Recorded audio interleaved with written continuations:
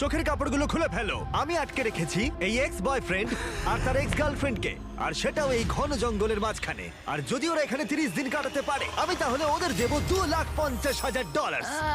I hate you. Grant আর Ashley একটা সম্পর্কে ছিল, তারপর গ্র্যান্ট ন্যাশনাল টেলিভিশনে এই সম্পর্কটা ভেঙে দেয়। তোমায় আমার একদম ভালো লাগে না। আমি সব থেকে সেরা। ক্যাম্পে তোমাকে স্বাগত। ও নো।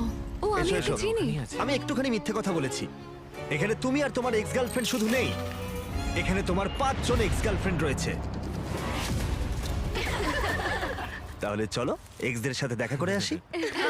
দেখা করে ভালো লাগলো। এটা অদ্ভুত। 30 দিন পরে যারা এখানে টিকে থাকবে তারা ভাগ করে নেবে ওই $2.5 লাখ।